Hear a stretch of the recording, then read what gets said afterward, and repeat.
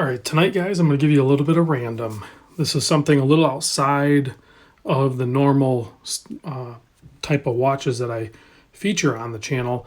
But when Bruce had these Brellums and he asked me, hey, do you want me to send them your way? I can check.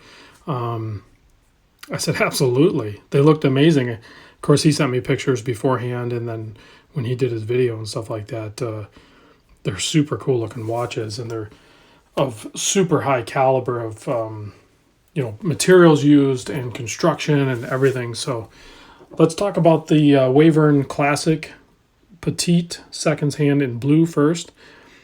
It's just beautiful, tasteful, classic dress style watch as far as I'm concerned. I don't know if it meets all the criteria for such, but it has a beautifully decorated movement. This is the I think they call it, well, it's an ETA base. I forget what the movement they call it, but you can see they did the or I'm assuming it's a sapphire crystal even on the bottom side, but they applied it over where they say officially certified chronometer. So it sits on top of that lettering inside that amazingly done case back that is screwed down with, what do you got there, 4, 5, 6 screws.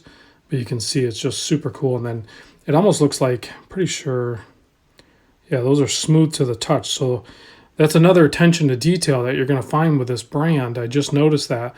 But yeah, that's pressed out in there, but then they like filled it with something.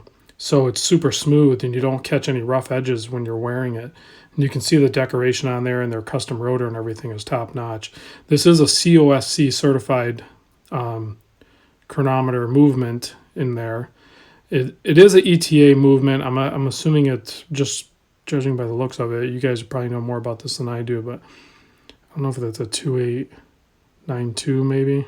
I'm not sure of all the ETA movements out there exactly, or if you can see it in there, but great looking movement, well done case and dial execution and everything. The small seconds hand in there with the date cut out in there. You guys know I'm a fan of the date, and I know it's not always necessary on a dress watch, but it's cool when they implement it in such a fashion so it's not upsetting the balance of the watch at all as far as I'm concerned.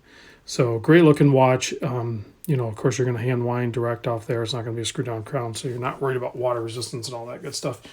Amazing strap and clasp system here. I'm just putting it on wrist here. You can see there it is on my 7.25 inch wrist, and it's super comfortable, super form fitting, just executed at such a higher level.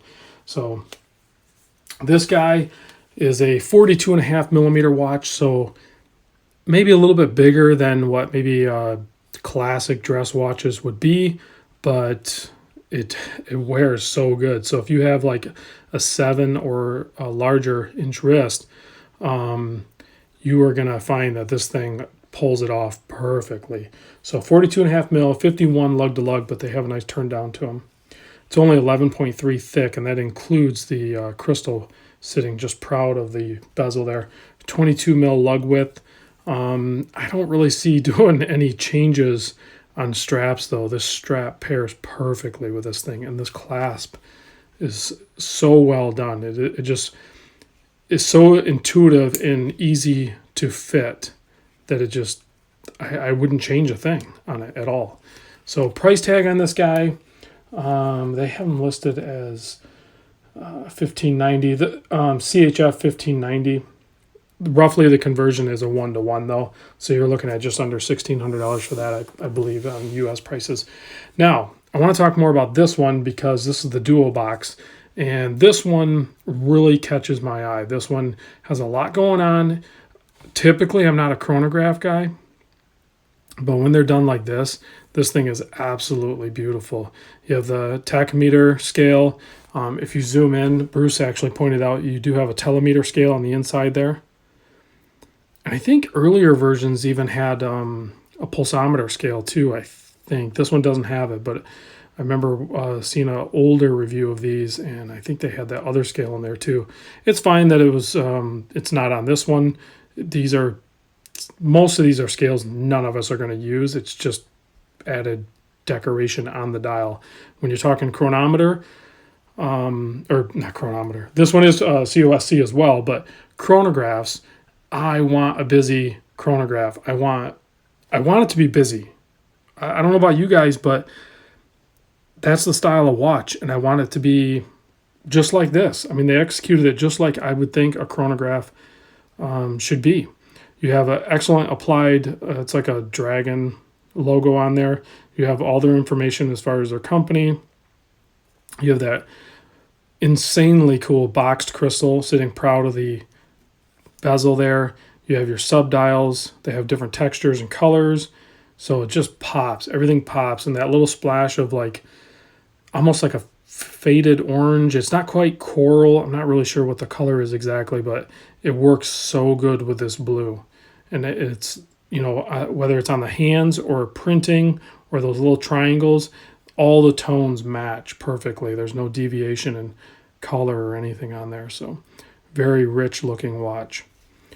So you can see size wise on this guy, I think I measure this bezel on top here is actually a touch wider. So if you catch the bezel, it's going to be 43. But if you do just the case, it's only going to be 42 mil, which is a really good size for, and this thing wears more like a 40 mil really. The lug to lug is about 51 and a half, which is kind of long, obviously, but it still wears great. The thickness is a 15.8, but again, a lot of that is the dual box sapphire crystals, both on top and bottom. They sit a little proud of the case, so it doesn't wear like a thick watch. 22 millimeter lug width, really nice canvas style with leather backed strap, and then excellent clasp again.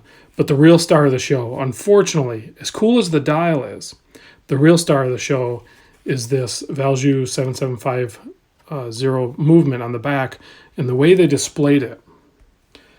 I've never seen a watch done this way. Of course, you guys know I don't usually dabble in watches such as this, but you can see they have a really nice stamped out case back there that again is screwed down with those 6 screws, but then you have a full blown boxed crystal, so you get full access to viewing the movement on the backside there. So you get to see everything. So if you wanted to play with it, here, let me wipe this off a little bit. If you wanted to play with the movement a little bit, you could access the pushers and watch all those levers move and everything. You can see there's definitely some decoration there with striping and some polishing and blued screws, and you got the dragon on the rotor there, so it's super cool. And I don't know, again, I think another reviewer pointed out, I don't know if it's an optical illusion that rotor actually seems like it's pushed out into the domed area of that crystal. I think it does sit a little shy of it, but it definitely needed that space, and that's why they gave it that space. So you can see this thing is just beautiful working in there. So we'll see if we can get this thing going here. See if you can see any action here. So you can see that lever moved over there, and now you have the chronograph hand running. You can see it just sweeps perfectly smooth. And then you can stop it and then snap it back. So excellent watch. The price on this guy is going to be a little bit higher, but I think when you're talking about this caliber of construction, materials used, movement used, I think it's actually a legitimate value. The price on this guy is going to be just under $2,500 US, I think, is where it lands. So you can see there on my 7.25 inch wrist, it wears fine. And you don't get a sense of how thick this is or this at all when you have it on wrist. Even that, over 51 millimeter lug to lug, it wears so much smaller than the size would indicate. Even that thickness, like you can kind of see it, but when it's on wrist, it feels perfect. So again, well done, Brellum. I can see why you guys are definitely having some successes with most of your models. So excellently done. So thanks, Bruce, for sending this over. Thanks to the guys over at Brellum for allowing me to spend some time with them, and hopefully you guys enjoyed the video. If you're looking at watches around these price points, don't ignore Brellum. They have an amazing package going on for that price range. So I'll see you guys soon in the next video.